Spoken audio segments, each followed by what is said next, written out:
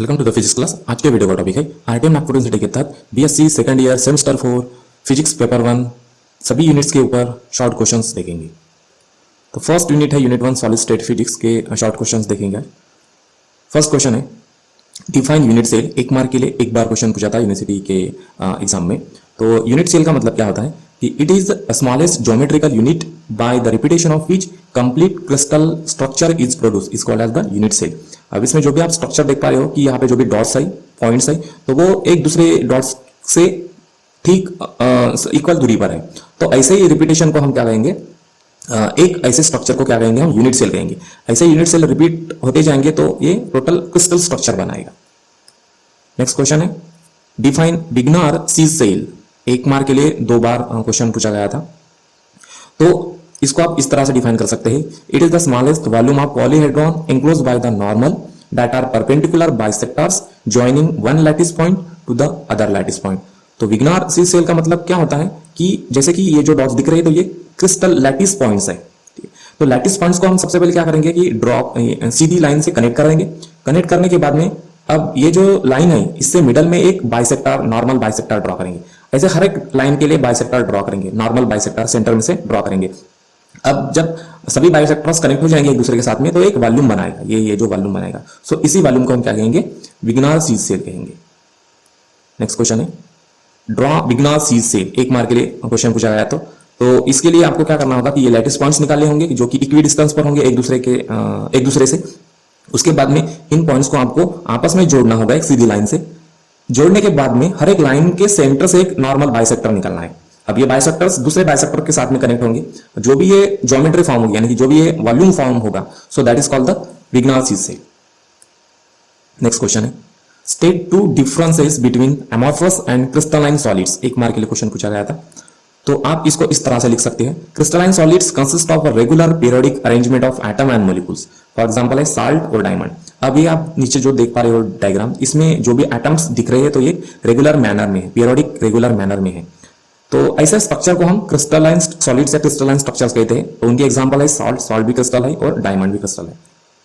उसके बाद में अमॉर्फस को हम इस तरह से लिख सकते हैं कि solids consist of a irregular arrangement of atoms and molecules. Example है इसके ग्लास और रबर।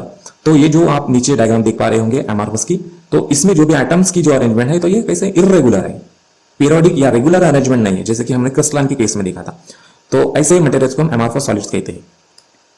नेक्स्ट क्वेश्चन है what is the coordination number obtain for simple cubic, body centre cubic and face centre cubic system. एक mark के लिए question 3 बार पूछा गया, तो इंपॉर्टेंट क्वेश्चन है। तो इसको हम इस तरह से लिख सकते हैं, it is the number of nearest equidistance neighbours atoms ions around a lattice point in a given structure.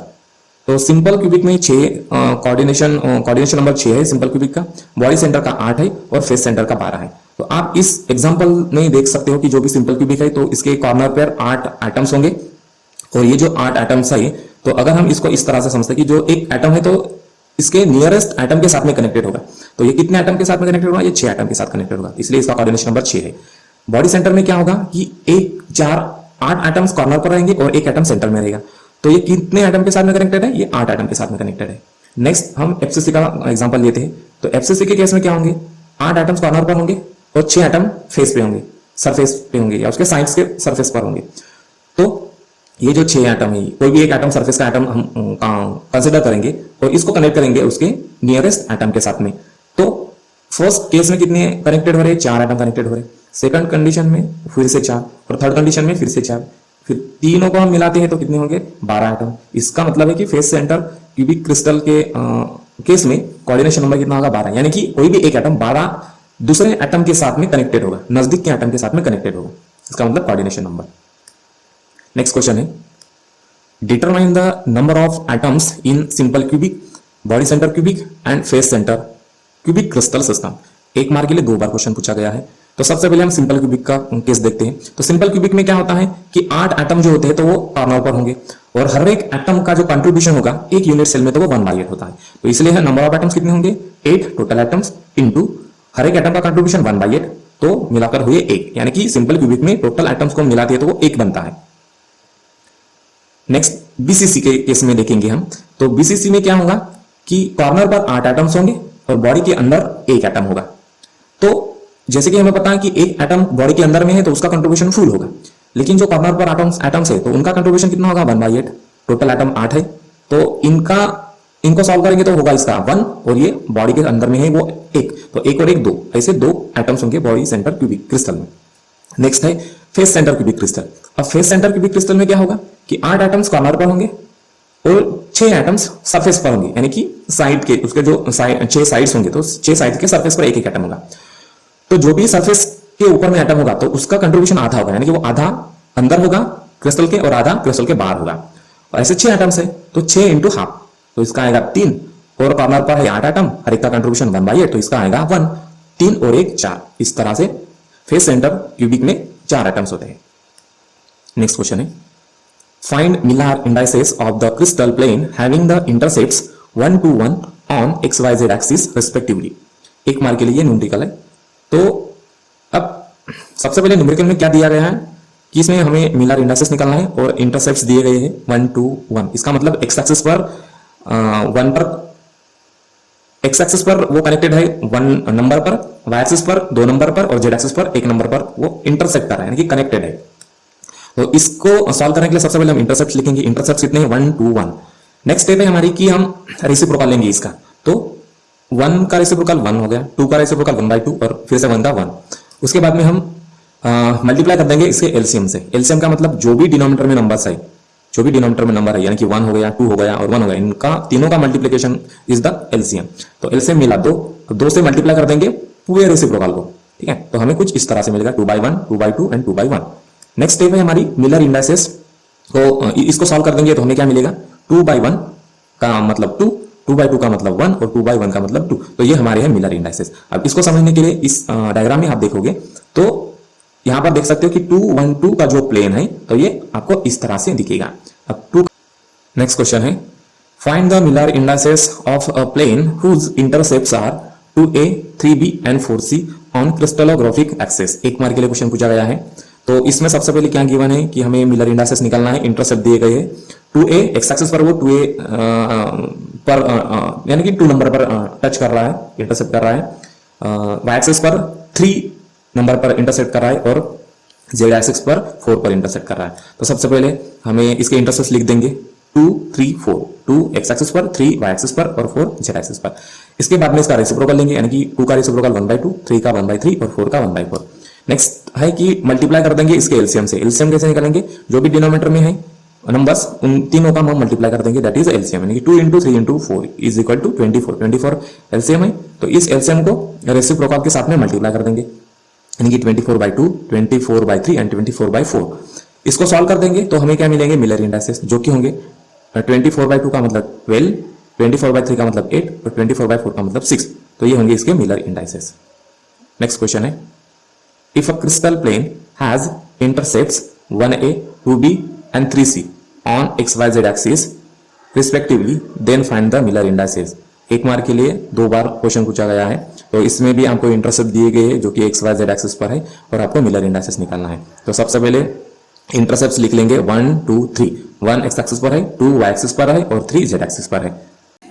Next step है रेसिप्रोकल निकालेंगे इसका, 1 का 1/1, 2 का रेसिप्रोकल 1/2, 3 का रेसिप्रोकल 1/3। उसके बाद में मल्टीप्लाई कर देंगे इसके एलसीएम से। एलसीएम कैसे निकालेंगे, जो भी डिनोमिनेटर में क्वांटिटी है 1 × 2 × 3 इससे मल्टीप्लाई कर देंगे तो हमें इसका आंसर आएगा 6। तो अब इस एलसीएम से मल्टीप्लाई कर देंगे इस रेसिप्रोकल को, यानी कि 6/1, 6/2 और 6/3। उसके बाद में जब इसे सॉल्व कर देंगे तो हमें मिलर इंडाइसेस मिलेंगे। 6/1 का मतलब 6, 6/2 का मतलब 3 और 6/3 का मतलब 2। So these are the Miller indices. Next question है what is rotational symmetry in crystals. 1 mark के लिए 2 बार क्वेश्चन पूछा गया है। तो रोटेशनल सिमेट्री का मतलब क्या होता है कि इसको हम इस तरह से लिख सकते हैं when the crystal lattice is rotated above an axis by certain angle theta the lattice appears to be identical to the lattice before its rotation। इसका मतलब कि ये जो फर्स्ट डायग्राम देख पा रहे होंगे कि जैसे हम इसको रोटेट करते हैं तो ये सिमिलर ही दिखेंगे। जितना भी रोटेट करोगे कौन से भी किसी भी एंगल से तो आपको ये ओरिजिनल ट्रायंगल जैसा ही दिखेगा। तो इसको हम क्या कहेंगे रोटेशनल सिमेट्री। थर्ड वाली डायग्राम आप देख पा रहे होंगे कि इसको आप किसी भी एंगल में घुमाइए तो ये सेम ही दिखेगी, ठीक है। तो इसको भी हम क्या कहेंगे रोटेशनल सिमेट्री। लेकिन ये जो मिडल वाली डायग्राम है इसको आप रोटेट करते हो तो ये पहले जैसी दिखेगी नहीं, तो इसको क्या कहेंगे it is not rotational symmetry. Next question है draw the crystal plane 101 and 011 एक मार्क के लिए 2 बार क्वेश्चन पूछा गया है। तो 101 प्लेन कैसे निकालोगे? 1 का मतलब एक्स एक्सिस पर टच करेगा, यानी कि ये एक्स एक्सिस पर टच किया 1 नंबर पर। फिर 0 y equal to 0, y equal to 0 का मतलब y एक्सिस पर टच नहीं करेगा, यानी कि ये y axis as it is है। फिर z एक्सिस पर टच करेगा, यानी कि ये वाला, यानी कि हमारा जो प्लेन होगा वो x और z एक्सिस दोनों को ही टच करेगा। इसे नेक्स्ट है आपका 011। 011 में क्या होगा कि जो 0 का मतलब x, यानी कि अब x एक्सिस पर टच नहीं करेगा, y का मतलब 1 तो y एक्सिस पर टच करेगा, और z का मतलब 1 यानी कि z एक्सिस पर 1 नंबर पर टच करेगा। तो हमारा जो ये प्लेन होगा तो वो yz प्लेन होगा, ये x axis as it is रहेगा। नेक्स्ट क्वेश्चन है why is the melting point of crystalline solid fixed? Explain. एक मार्क के लिए क्वेश्चन पूछा गया है, तो हम इसको इस तरह से लिख सकते हैं कि crystalline solids consist of a regular and periodic arrangement of atoms and molecules, therefore the force of attraction is uniform through out the crystal, so they have fixed melting point. तो इसका मतलब क्या है कि ये जो क्रिस्टल्स होते हैं तो इसमें पीरियोडिक अरेंजमेंट होती है एटम्स और आयंस की, इसीलिए थ्रू आउट क्रिस्टल यानी कि क्रिस्टल के अंदर सभी जगह पर यूनिफॉर्म अट्रैक्शन होगा, फोर्स ऑफ अट्रैक्शन होगा, और इसी के कारण जो मेल्टिंग पॉइंट होगा तो वो क्रिस्टल लाइंस का फिक्स्ड होगा।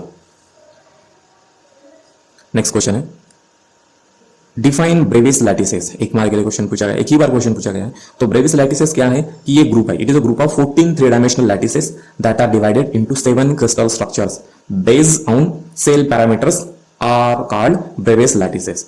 अब ये जो आप देख पा रहे होंगे कि जो भी क्रिस्टल होता है तो एक्चुअली हम इसको ए बी सी या A1 A2 A3 और अल्फा 1 टू अल्फा 2 3 अल्फा 3 1 इसको हम लैटिस पैरामीटर्स भी कहते हैं, ठीक है। तो लैटिस पैरामीटर्स के बेसिस पर ही हम क्रिस्टल को डिवाइड कर सकते हैं, तो यानी कि इतने कॉम्बिनेशंस बन सकते हैं। तो यहाँ पर 14 कॉम्बिनेशंस बन रहे हैं, सो इन्हीं 14 कॉम्बिनेशंस को हम क्या कहते हैं? ब्रेविस लैटिसेस कहते हैं। नेक्स्ट क्वेश्चन है show that atomic radius in simple cubic lattice is r is equal to a/2। तो इसको हम इस तरह से समझ सकते हैं कि if lattice constant is a, radius कितना होगा?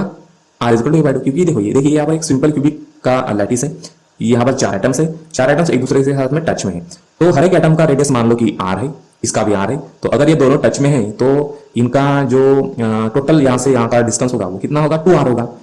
तो यही लेंथ इसी लेंथ को क्या कहते हैं? हम लैटिस पैरामीटर कहते हैं। ये वाला लैटिस, ये लैटिस कांस्टेंट है, ये वाला लैटिस कांस्टेंट, और ये कितना है? a, इसलिए ये कितना होगा? 2r होगा। तो अगर a इक्वल टू 2r है तो रेडियस कितना होगा? a/2 होगा।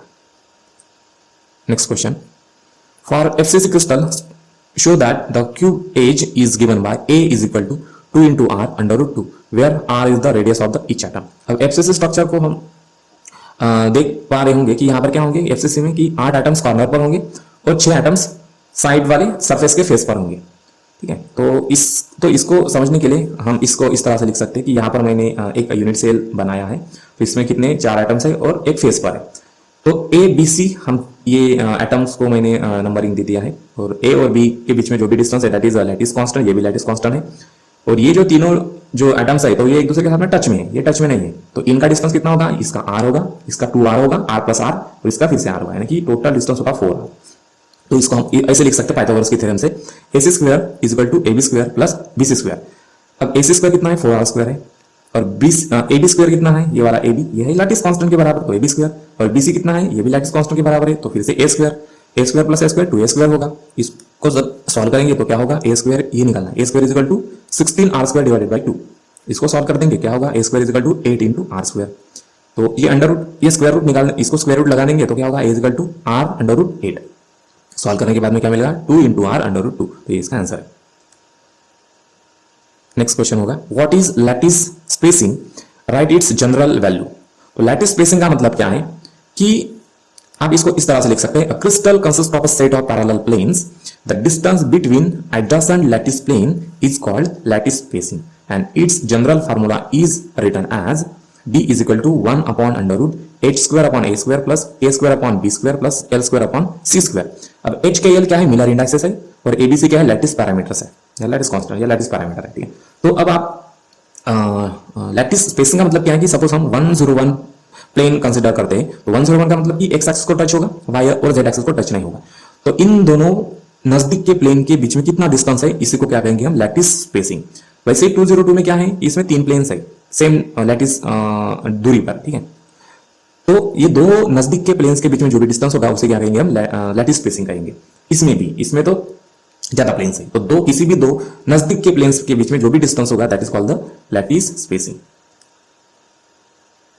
नेक्स्ट क्वेश्चन है determine the lattice constant for BCC crystal of radius, दिया गया है 1.746 एंगस्ट्रॉम यूनिट। तो सबसे पहले हमें क्या निकालना है, लैटिस कांस्टेंट निकालना है और हमें रेडियस दिया गया है बीसीसी क्रिस्टल का, तो ये हम सबसे पहले गिवन में लिख लेंगे जो कि रेडियस है r 1.746 एंगस्ट्रॉम यूनिट।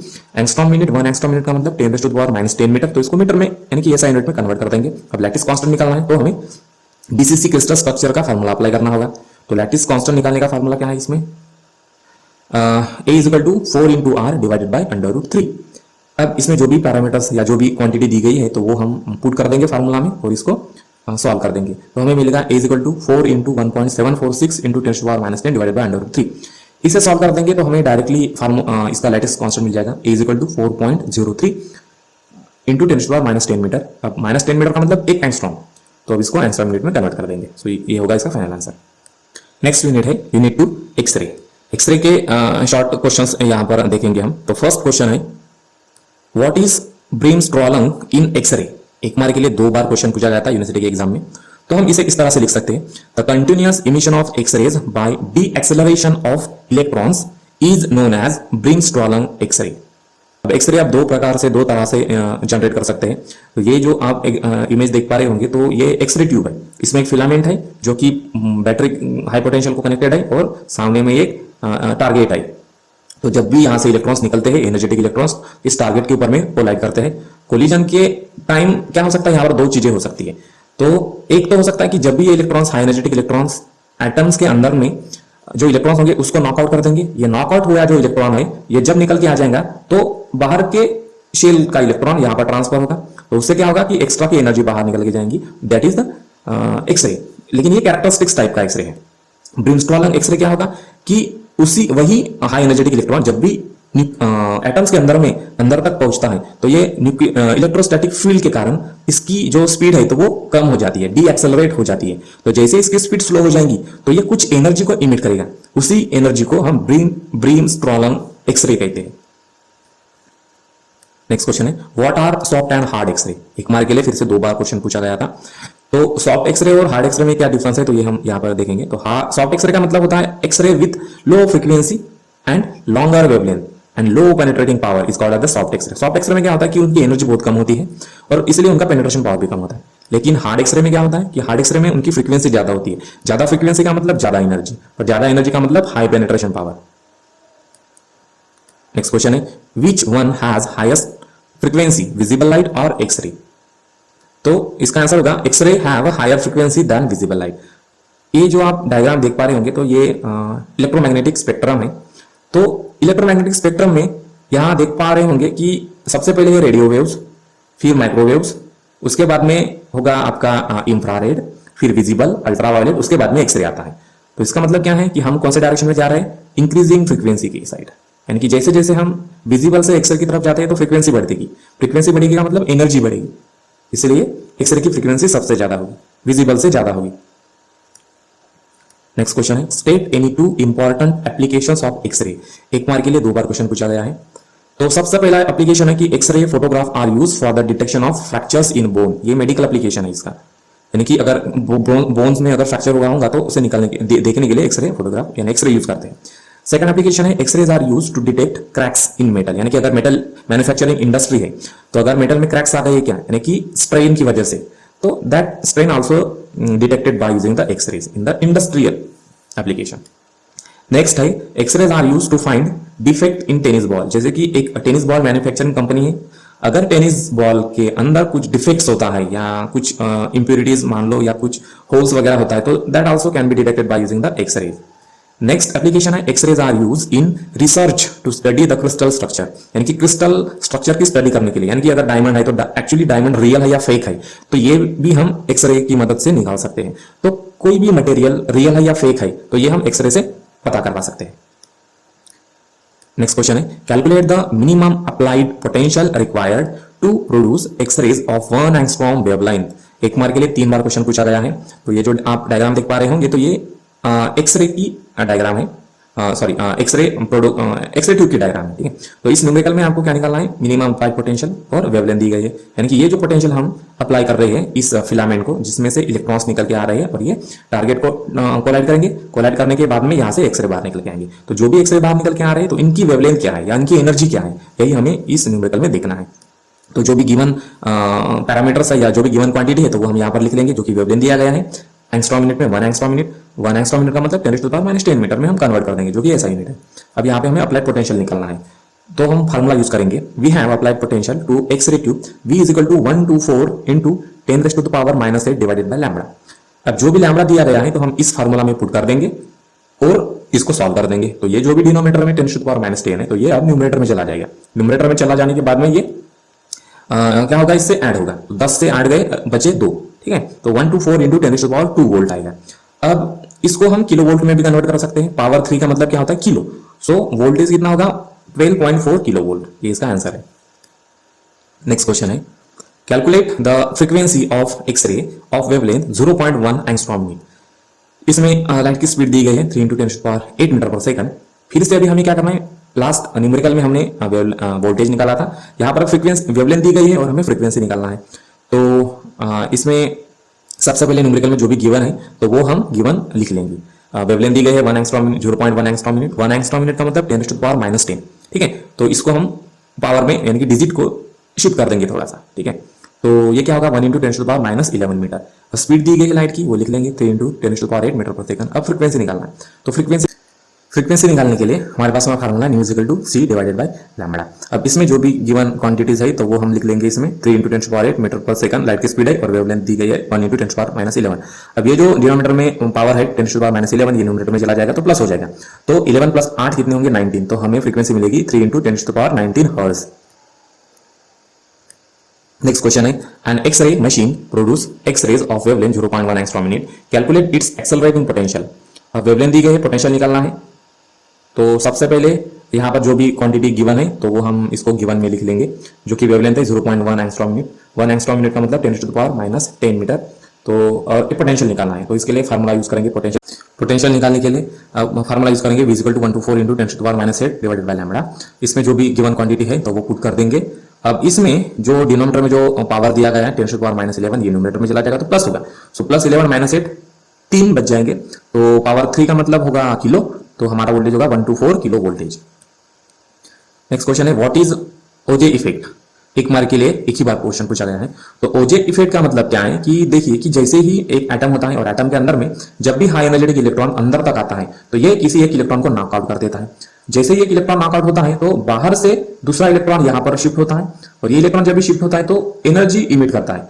अब जब भी एनर्जी इमिट करता है तो बाहर के शेल का जो इलेक्ट्रॉन होता है तो वो निकल जाता है, ठीक है, उस एनर्जी के इमिशन की वजह से। तो उसी इलेक्ट्रॉन को हम ओजे इलेक्ट्रॉन कहते हैं। इसमें क्या होता है कि सबसे पहले एक इनिशियल स्टेट देखिए यहाँ पर कि एटम है, एटम के अंदर में जब भी एक्सरे इंसिडेंट होते हैं तो वो एक किसी इलेक्ट्रॉन को नॉकआउट कर देंगे। नॉकआउट हुआ इलेक्ट्रॉन आउटर मोस्ट शेल के इलेक्ट्रॉन से फील होगा, ये देखिए यहाँ पर इलेक्ट्रॉन फील हो गया है। जैसे इलेक्ट्रॉन फील होगा तो यहाँ से एनर्जी इमिट हो जाएगी। तो जो भी इमिटेड एनर्जी है जब ये बाहर निकल के आएगी तो बाहर निकलते वक्त एक इलेक्ट्रॉन को ये नॉकआउट कर देती है, फिर से बाहर आउटर मोस्ट इलेक्ट्रॉन को नॉकआउट कर देती है। तो उसी नॉकआउट इलेक्ट्रॉन को हम क्या कहेंगे, ओजे इलेक्ट्रॉन्स कहेंगे। इसको हम इस तरह से लिख सकते हैं, it is two-step process in which a deeper shell electron is knocked out by X-ray and hole is created. That hole is filled by the electron from higher shell, resulting a release of energy which is used to separate additional electron from the outermost shell is called OJ effect. Next, what is inverse photoelectric effect? एक mark के लिए एक ही बार question पूछा गया है। तो photoelectric effect, inverse photoelectric effect क्या है ये समझने के लिए आपको क्या करना पड़ेगा कि फोटोइलेक्ट्रिक इफेक्ट समझना पड़ेगा। फोटोइलेक्ट्रिक इफेक्ट क्या होता है कि एक होता है कैथोड और दूसरा होता है एनोड। एनोड क्या करता है, कलेक्ट करता है, और कैथोड क्या करता है कि इलेक्ट्रॉन को इमिट करता है। तो जब भी ये जो कैथोड है, कैथोड के ऊपर में जब भी लाइट इंसिडेंट होगा, कौन सा लाइट, ये यूवी लाइट हो सकता है, विजिबल हो सकता है, या फिर एक्सरे हो सकता है। तो जब भी रेडिएशन इंसिडेंट होगा कैथोड के ऊपर में तो रेडिएशन की वजह से यहाँ से कैथोड से इलेक्ट्रॉन्स निकलेंगे, हाई एनर्जेटिक इलेक्ट्रॉन्स। और हाई एनर्जेटिक इलेक्ट्रॉन्स ये जो एनोड है तो ये कलेक्ट कर लेगा और बैटरी में स्टोर करेगा। इसको फोटो इलेक्ट्रिक इफेक्ट कहते हैं। लेकिन आप इस सेकंड डायग्राम में देख पा रहे होंगे कि हमने इस कैथोड को पोटेंशियल अप्लाई किया। कैथोड में से इलेक्ट्रॉन्स निकल के आ रहे हैं और इलेक्ट्रॉन जब हाई एनर्जेटिक इलेक्ट्रॉन्स एनोड को टकराते हैं तो वहां से एक्स रे जनरेट होते हैं। तो ये क्या है कि टोटली फोटोइलेक्ट्रिक इफेक्ट के इनवर्स है। ठीक है, फोटोइलेक्ट्रिक इफेक्ट में क्या हो रहा था कि एक्सरे इंसिडेंट हो रहे थे कैथोड के ऊपर में और इलेक्ट्रॉन्स बाहर निकल के आ रहे थे और ये स्टोर होते हैं बैटरी में। लेकिन एक्सरे के केस में क्या हो रहा है कि बैटरी से जो भी पोटेंशियल है जब हम कैथोड को अप्लाई करते हैं तो कैथोड से हाई एनर्जेटिक इलेक्ट्रॉन्स निकलते हैं और एनोड की तरफ मूव होते हैं और उसको कोलाइड करते हैं। कोलाइड करने से क्या होता है कि एक्सरे निकलता है। सो इसलिए इसको क्या कहते हैं, इनवर्स ऑफ फोटोइलेक्ट्रिक इफेक्ट। इसको इस तरह से लिख सकते हैं, when the kinetic energy of electron is converted into continuous X-ray spectra is called inverse photoelectric effect। तो ये इसका आंसर होगा। नेक्स्ट क्वेश्चन है, define absorption coefficient of X-ray. एक मार्क के लिए 2 बार क्वेश्चन पूछा गया है, तो इसको हम इस तरह से लिख सकते हैं, it is the ratio of rate of decrease in intensity of X-rays with distance covered inside absorbing material to the original intensity of X-rays.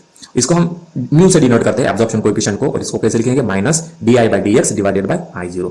अब इसका मतलब क्या है कि सपोज मान लो एक ये स्लैब है जिसकी थिकनेस t है और इसके ऊपर में हमने एक्सरे इंसिडेंट किया जिसकी इंटेंसिटी है ओरिजिनल I0।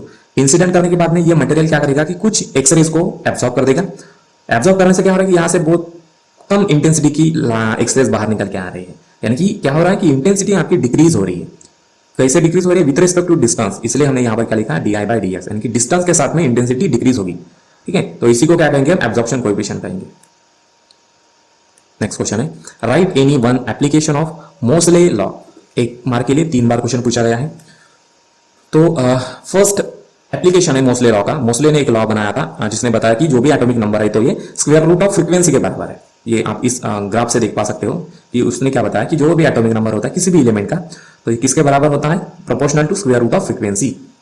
ठीक है, तो इसके बेसिस पर हम क्या कर सकते हैं कि जो भी ये मोसले ने बताया कि जो भी पीरियोडिक टेबल है तो ये पीरियोडिक टेबल हम एटॉमिक नंबर के असेंडिंग ऑर्डर में अरेंज कर सकते हैं। हर एक एलिमेंट को हम उसके एटॉमिक नंबर के असेंडिंग ऑर्डर में अरेंज कर सकते हैं, तो ये मोसले ने बताया। फिर सेकंड एप्लीकेशन क्या है इसकी कि ये जो लॉ है तो जो दूसरे एलिमेंट्स है, नए वाले एलिमेंट्स, तो इनके डिस्कवरी के लिए भी यूज कर सकते हैं हम। नेक्स्ट यूनिट है यूनिट 3, एक्सरे डिफ्रैक्शन। हम एक्सरे डिफ्रैक्शन में इसके शॉर्ट क्वेश्चन देखेंगे। फर्स्ट क्वेश्चन है, व्हाट इज रेसिप्रोकल लैटिस। एक मार्क के लिए 2 बार क्वेश्चन पूछा गया था। तो लैटिस रेसिप्रोकल लैटिस को हम इस तरह से लिख सकते हैं, reciprocal lattice is obtain from the end points of normal drawn on the different parallel lattice planes from the common origin. अब इसको इस तरह से समझ सकते हैं कि ये वाला आपका डायरेक्ट लैटिस है, इस डायरेक्ट लैटिस पर आप बहुत सारे प्लेन्स होंगे, सिमिलर प्लेन्स होंगे। ठीक है, तो हर एक प्लेन से हम क्या निकालेंगे, एक नॉर्मल निकालेंगे।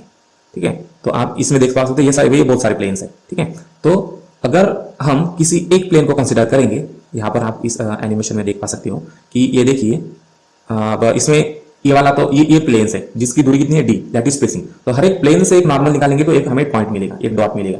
ऐसे ही और दूसरे प्लेन्स के सेट के लिए हम वैसे निकालेंगे, एक डॉट, 2 डॉट, 3 डॉट, ऐसे डॉट्स मिलेंगे। तो इन डॉट्स को जब हम कनेक्ट करते हैं तो हमें क्या मिलता है, एक रेसिप्रोकल लैटिस मिलता है। ठीक है, एक दूसरा लैटिस मिलता है, ठीक है, जो कि डायरेक्ट लैटिस से ओरिजिनेट हुआ है। इसी को क्या कहेंगे हम, रेसिप्रोकल लैटिस कहेंगे। और reciprocal lattice generally energy study करने के लिए यूज होता है। नेक्स्ट क्वेश्चन है, write any 2 significances of reciprocal lattice. एक मार्क के लिए 2 बार क्वेश्चन पूछा गया फिर से। तो इसके सिग्निफिकेंसेस क्या है कि first, diffraction pattern obtain from crystal is a map of reciprocal lattice of crystal. ठीक है, सेकंड होगा सिग्निफिकेंस की each lattice point of reciprocal lattice represent particular set of lattice planes in direct lattice, जो कि हमने previous example में देखा है। और जो वॉल्यूम होगा रेसिप्रोकल लैटिस का तो वो इनवर्सली प्रोपोर्शनल होगा करस्पॉन्डिंग डायरेक्ट लैटिस, क्योंकि ये हम क्या ले रहे हैं इसमें, जो भी डिस्टेंस है तो ये 1/d ले रहे हैं इसमें। ठीक है, तो इसीलिए जो रेसिप्रोकल लैटिस का वॉल्यूम होगा तो वो इनवर्स होगा डायरेक्ट लैटिस के वॉल्यूम के साथ। ठीक है,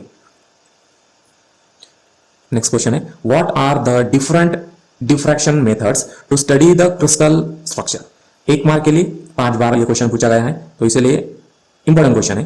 तो इसमें हम इसको इस तरह से लिख सकते हैं, इसमें 3 मेथड्स है जनरली डिफ्रैक्शन पैटर्न्स निकालने के लिए। एक है लवे मेथड, दूसरे रोटेटिंग क्रिस्टल मेथड, तीसरे पाउडर मेथड।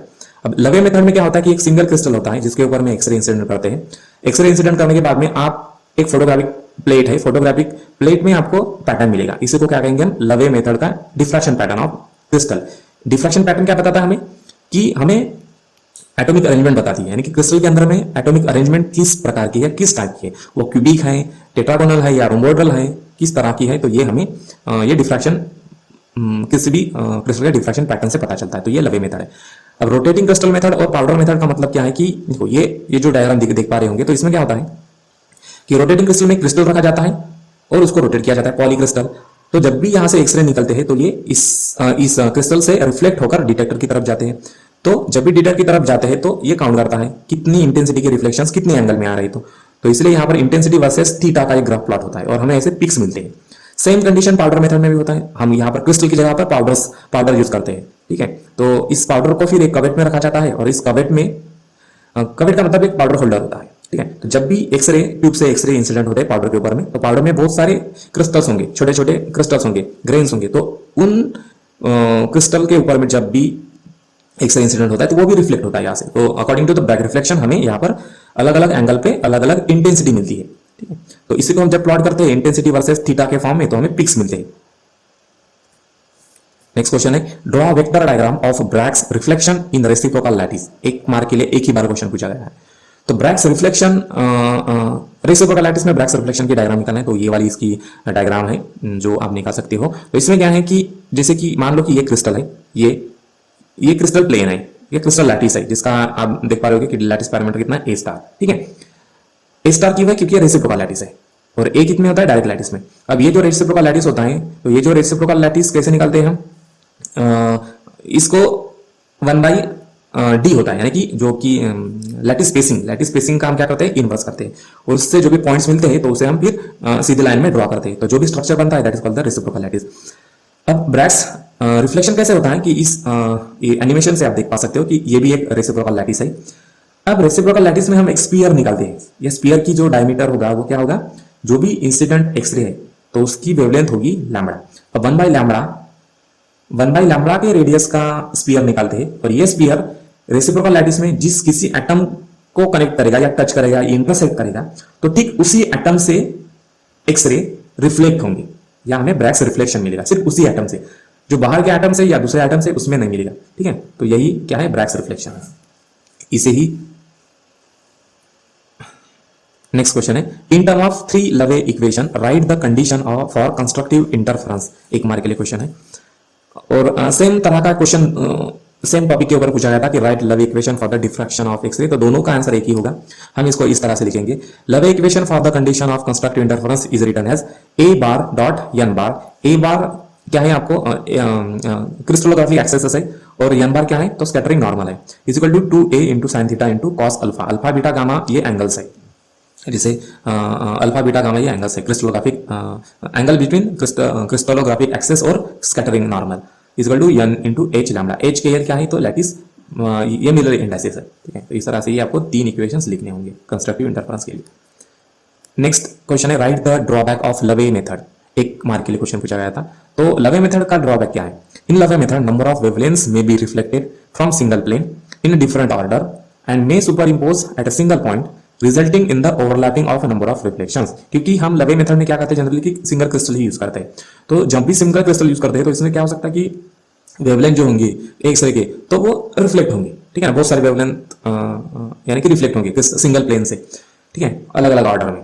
तो इससे क्या होगा कि जो भी रिफ्लेक्टेड वेव्स है, ठीक है, तो वो एक किसी सिंगल पॉइंट पर भी वो क्या हो सकते हैं कि सुपर इम्पोज हो सकते हैं। यानी कि उसने अगर अलग अलग डॉट्स दिखाने चाहिए तो वो एक ही डॉट पर कॉन्सेंट्रेट करेगा, ठीक है। तो उससे क्या हो सकता है कि हमारा जो डेटा है तो वो थोड़ा सा मिसमैच हो सकता है ड्यू टू ओवरलैपिंग, ठीक है। तो यही इसका एक ड्रॉबैक है, इसलिए हम पाउडर डिफ्रैक्शन और रोटेटिंग क्रिस्टल मेथड यूज करते हैं। नेक्स्ट क्वेश्चन है, why are X rays use for crystal structure analysis. एक मार्क के लिए क्वेश्चन पूछा गया है। तो आप इसको इस तरह से लिख सकते हो कि x rays are diffracted when they are pass through crystal because the wavelength of x ray is comparable to the interatomic distances in the crystal, hence x rays are used for crystal structure analysis. तो इसको हम इस तरह से लिख सकते हैं कि देखो ये यहाँ पर एक एटम है, ये एटम की एक लेयर है और दूसरे एटम की लेयर है। तो इन दोनों एटम्स में जो दूरी है तो वो है स्मॉल डी। अब ये जो गैप है या ये जो दूरी है तो ये एक्सरे के साइज के बराबर होती है, ठीक है, एक्सरे के साइज के बराबर होती है। इसलिए ये क्या होता है कि इसमें डिफ्रैक्शन होता है, एक्सरे का डिफ्रैक्शन होता है। क्रिस्टल के केस में अगर एक्सरे के जगह पर हम विजिबल लाइट लेते हैं तो विजिबल लाइट की जो वेवलेंथ है, ठीक है, तो ये एटॉमिक प्लेन्स के डिस्टेंस से बड़ी होती है, ठीक है। तो इसलिए वो एटम के यानी कि प्लेन्स के अंदर तक नहीं जा सकती, वो बाहर से ही रिफ्लेक्ट होगी। तो इसलिए हमें डिफ्रैक्शन पैटर्न नहीं मिलेगा, यानी कि हमें एटॉमिक अरेंजमेंट किसी भी क्रिस्टल के अंदर में एटॉमिक अरेंजमेंट क्या होती है तो वो हमें कभी पता नहीं चलेगी। इसलिए हमें एक्सरे यूज करने होते हैं क्योंकि एक्सरे की जो वेवलेंथ है तो वो एटॉमिक इंटर एटॉमिक डिस्टेंस के बराबर होती है, जबकि इस एग्जांपल में इसके छोटी दिखाया गया है, लेकिन ये इसके कंपेरेबल साइज में होती है या इससे थोड़ी सी छोटी होती है। इसलिए क्या होता है कि ये जो एक्सरेज होते हैं ये अंदर तक जा पाते हैं और एटम से या प्लेन से रिफ्लेक्ट होकर निकलते हैं, इसलिए हमें इंटरनल पैटर्न मिलता है। नेक्स्ट क्वेश्चन है what is evolve construction. 1 mark के लिए क्वेश्चन पूछा गया है।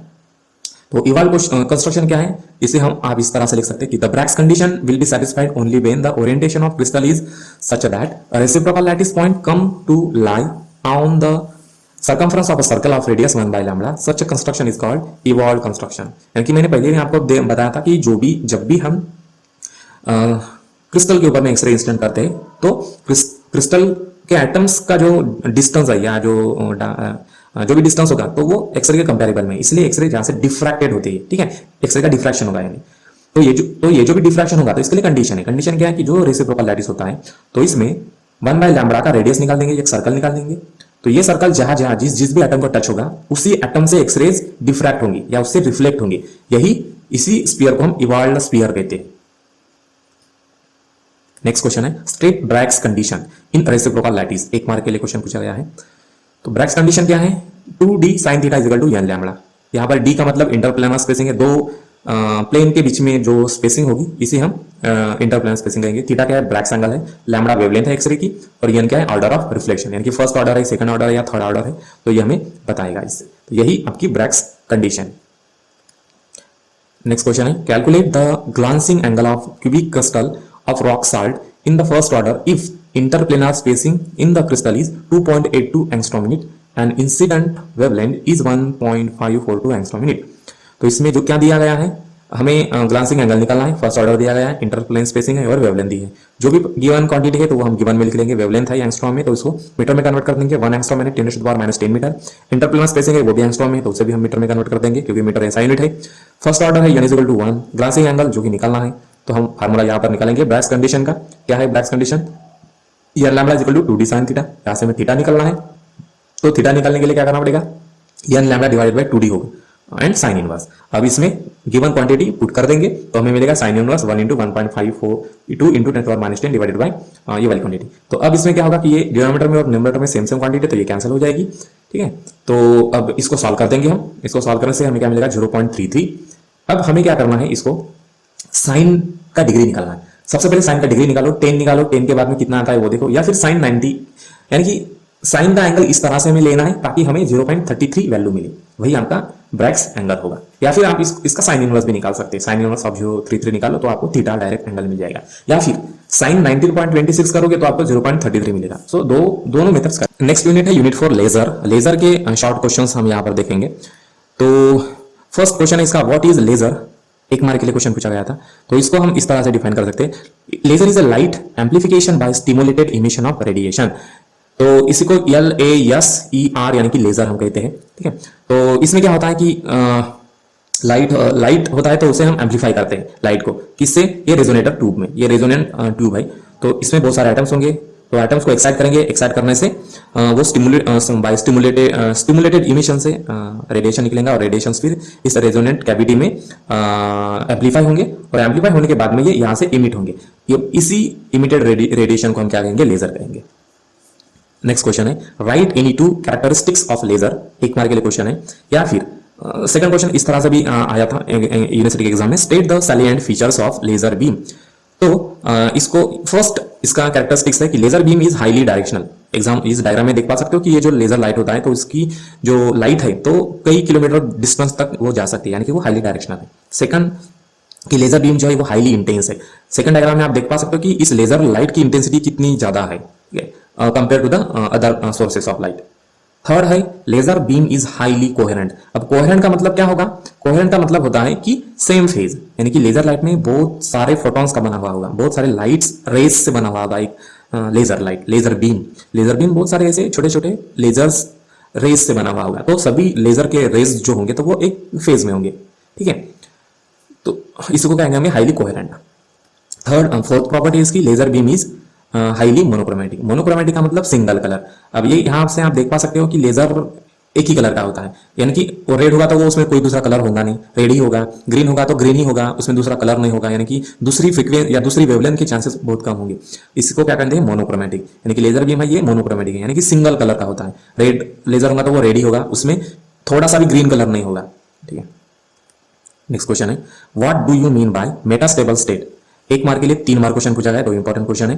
तो इसको हम इस तरह से लिख सकते हैं, it is an intermediate energy state in which atoms remains for several millisecond. इसका मतलब कि देखिए कि ग्राउंड स्टेट पर इलेक्ट्रॉन है, ये ऊपर में गया हाई एक्साइटेड स्टेट में, यहां से रैपिडली डिके हुआ मेटास्टेबल स्टेट में, यानी कि इंटरमीडिएट स्टेट में, और यहां पर बहुत ज्यादा टाइम तक वो रहता है as compare to the excited state, higher energy state.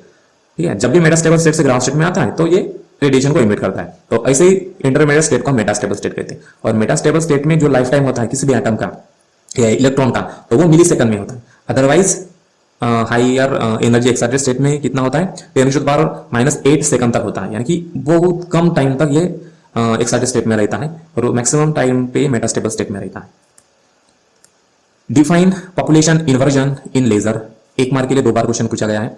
तो पॉपुलेशन इन्वर्जन क्या होता है, it is a non equilibrium condition in which the higher energy state is more populated by atoms than lower energy state. इसका मतलब देखिए यहां पर इस डायग्राम से आप समझ सकते हैं कि ये नॉर्मल डिस्ट्रीब्यूशन है इलेक्ट्रॉन्स का या फिर एटम्स का। तो मैक्सिमम एटम्स देखिए तो ग्राउंड स्टेट में, उससे कम एटम इंटरमीडिएट स्टेट में, और उससे कम एटम एक्साइटेड स्टेट में। यानी कि जैसे जैसे हम एनर्जी हायर स्टेट में जाएंगे एनर्जी के, तो एटम्स का जो डिस्ट्रीब्यूशन होगा, अवेलेबिलिटी या पॉपुलेशन होगा, तो वो डिक्रीज होगा।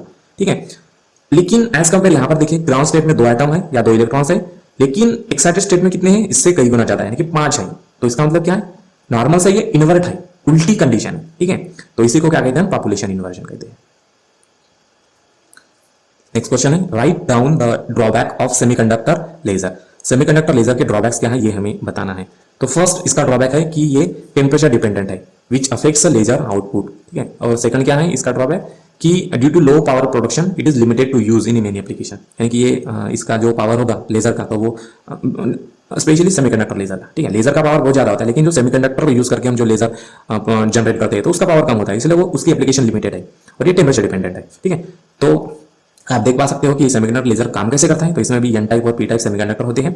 इसको बैटरी से कनेक्टेड किया जाता है। जब भी पोटेंशियल देते हैं इस पीएन जंक्शन को, तो होल और इलेक्ट्रॉन्स मर्ज होते हैं या एक दूसरे में जो कनेक्ट होते हैं, या कनेक्ट नहीं हम कह सकते हैं, मिलते हैं, रिकम्बाइन होते हैं। रिकम्बाइन से क्या होता है, इसमें से रेडिएशन निकलता है, लाइट निकलता है। सो यही लाइट फिर रेजोनेंट कैविटी में एम्पलीफाई करके बाहर निकल के आता है, तो इसको हम क्या कहते हैं, लेजर कहते हैं। और ऐसे ही सेमीकंडक्टर लेजर काम करता है। नेक्स्ट क्वेश्चन है, what is the advantage of HENO laser over solid state laser. HEN का मतलब हीलियम नियॉन लेजर। तो यहां पर इस डायग्राम में देख पा सकते हो कि ये हीलियम नियॉन लेजर है, और ये राइट हैंड साइड वाला सॉलिड स्टेट लेजर है। तो HENE लेजर जो होता है has a good coherent property than solid state laser, यानी कि इसमें एक ही कलर होगा या इसकी इंटेंसिटी बहुत ज्यादा होगी HENE लेजर की, इसका पावर भी ज्यादा होता है। तो HENE laser has more directional property than the solid state laser. जैसे कि पहले बताया था कि जो सॉलिड स्टेट लेजर यानी कि सेमीकंडक्टर लेजर जो होता है, तो वो टेम्परेचर डिपेंडेंट है, इसलिए इसका जो आउटपुट होगा या लेजर की जो पावर होगा, तो वो कम ज्यादा होते रहता है, टेम्परेचर डिपेंडेंट है इसलिए। लेकिन जो हीलियम नियॉन लेजर है, तो इसमें क्या होता है कि इंटेंसिटी भी हाई इंटेंस होता है, और हाई इंटेंस होने के साथ साथ ये मोर डायरेक्शनल भी, यानी कि कई किलोमीटर डिस्टेंस तक ये ट्रैवल कर सकता है लाइट सीधी लाइन में। ठीक है, तो ये कुछ एडवांटेजेस है HENE लेजर के। नेक्स्ट क्वेश्चन है, what is optical pumping. 1 mark के लिए क्वेश्चन एक ही बार पूछा गया है। ऑप्टिकल पंपिंग का मतलब क्या होता है कि ये रूबी लेजर रही है। ठीक है, अब रूबी लेजर में क्या होता है कि अब देखिए कि यहां पर एक रूबी रॉड है, रॉड के ऊपर में एक xenon का एक ट्यूब है, यानी कि xenon गैस है। इस ट्यूब को हम पोटेंशियल देते हैं, बैटरी से कनेक्टेड करते हैं, तो क्या होता है कि ये फ्लैश करने लगता है, फ्लैशिंग करने लगता है। ये xenon ट्यूब, इस फ्लैशिंग से क्या होता है कि लाइट निकलता है, एनर्जी निकलती है, और ये रूबी जो रॉड होता है, तो ये इस रेडिएशन को एब्जॉर्ब कर देता है। एब्जॉर्ब करने से क्या होगा कि जो इलेक्ट्रॉन्स या जो भी एटम्स होंगे ग्राउंड स्टेट में, तो एनर्जी को एब्जॉर्ब करके एक्साइटेड स्टेट में जाएंगे। एक्साइटेड स्टेट में जाने के बाद में ये कुछ टाइम बाद ये मेटास्टेबल स्टेट में जाएंगे, और मेटास्टेबल स्टेट में जाने के बाद में ग्राउंड स्टेट में आएंगे। तो इसी को क्या कहते हैं, ऑप्टिकल पंपिंग कहते हैं। तो ऑप्टिकल पंपिंग हम इस तरह से लिख सकते हैं, it is a process in which the light energy is used to excite the atoms from lower energy level to high energy level in the production of laser beam. Laser beam निकालने के लिए atoms को या electrons को ground state से excited state में ले जाने के लिए जो भी प्रोसेस हम यूज करते हैं उससे क्या कहते हैं, ऑप्टिकल पंपिंग। ये पंपिंग प्रोसेस है। ऑप्टिकल का मतलब हम लाइट एनर्जी यूज कर रहे हैं, इसलिए उसको ऑप्टिकल पंपिंग यूज कहते हैं। जैसे केमिकल पंपिंग भी होती है, जिसमें हम केमिकल यूज करते हैं टू एक्साइट इलेक्ट्रॉन और द एटम्स। नेक्स्ट क्वेश्चन है डिफाइन कोहेरेंस टाइम। अब कोहेरेंस टाइम एक मार्क के लिए क्वेश्चन पूछा गया है। कोहेरेंस टाइम का मतलब क्या है, आप इस एग्जांपल इस डायग्राम में भी देख पा सकते हो। इसको इस तरह से लिखेंगे, average time interval for which the phase difference of the wave of laser beam remains constant is called as coherence time. इसका मतलब ये है कि आप देख पा रहे होंगे कि ये जो एक लेजर बीम है, ठीक है, लेकिन इस लेजर बीम में अब बहुत सारे वेव्स होंगे लेजर के, ऐसे नंबर ऑफ वेव्स होंगे और जो बंच बनाकर एक लेजर बीम बनाएगा, ठीक है।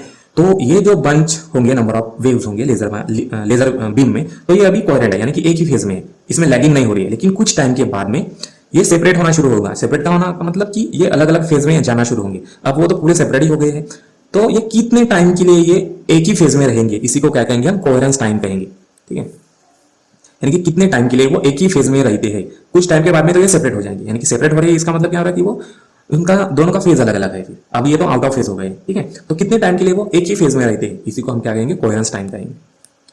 नेक्स्ट क्वेश्चन है डिफाइन स्टिमुलेटेड इमिशन। एक मार्क के लिए क्वेश्चन पूछा गया है। स्टिमुलेटेड इमिशन का मतलब क्या है, आप हम इस डायग्राम से समझ सकते हैं, या इसे इस तरह से लिख सकते हैं। When an atom is in excited state then the external photon cause the atoms to jump to lower energy state by emission of additional photon of same energy of incident photon is called stimulated emission. इसका मतलब क्या है कि देखिए कि सबसे पहले electron या फिर एटम होता है वो ग्राउंड स्टेट में होता है।